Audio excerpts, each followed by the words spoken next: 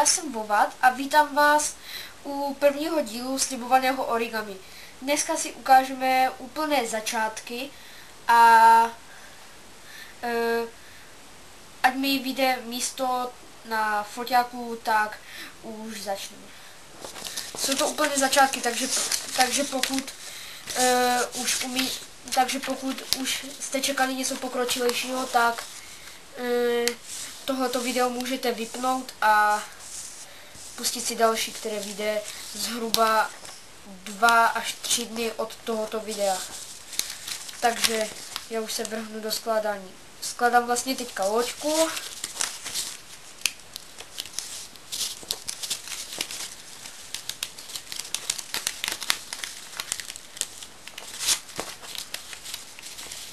Jo, a v tomto origami budou i vlaštovky, takže se máte na co těšit. Normální lidi hledají na YouTube nějací lidi hledají na YouTube origami vlaštovky, ale tam většina origami, které tam je, tak to je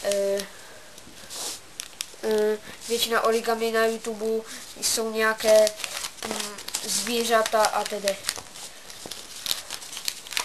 Jinak nespamujte mi v chatu, že to mám nepřesně, já to vím.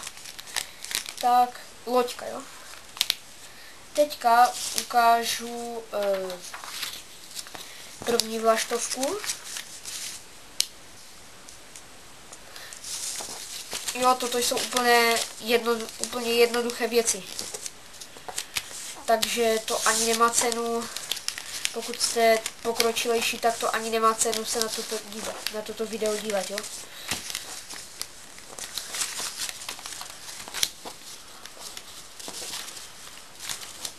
Sakra. Nejdříve vlastně se teď takto a až teďka. No, souboj s časem. Jo, tady je první vlaštovka. Další vlaštovka se skládá. Takto.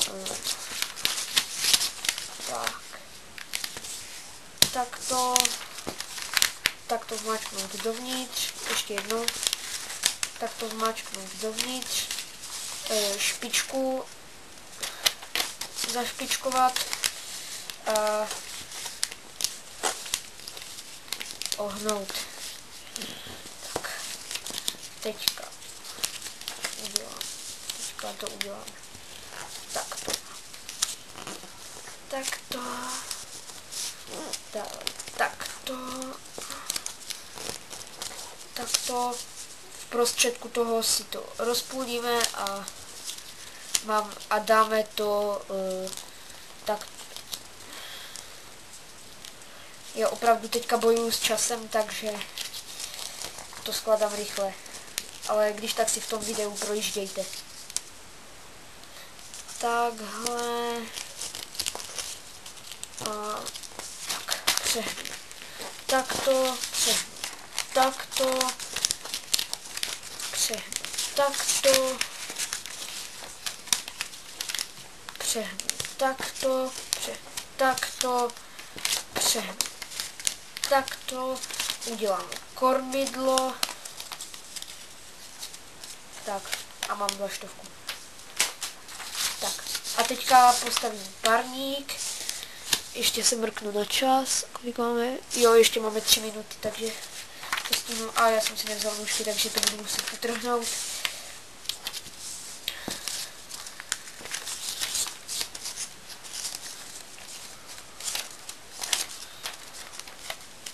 Tak, teďka, když to mám hled. Vlastně teďka z papíru dělám jenom čtverec, nedívejte se, jaké složitosti to tady dělám, pokud se dělí začátečníci, tak teďka z papíru dělám čtverec. Natrhnout, trhat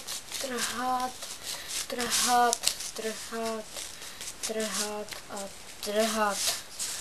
Jo, to, takto. Tak, teďka. Takhle, tak, Tak. Tak.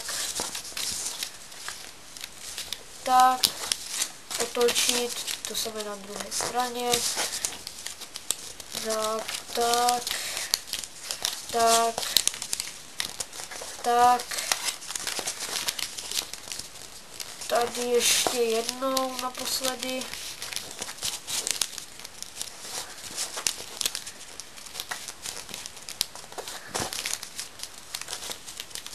Tak, teďka rozevřít jeden komín, jo. To samé udělám i na druhé straně. Rozevřu jeden komín. Tak, a teďka to chytnu tady pod tím a tahám, dokud nemám parník. Tak, a mám parník. Jo, jednoduché. To by bylo pro tento díl všechno a v dalším díle budete mít žábu, kelímek a netopíra. Takže ahoj.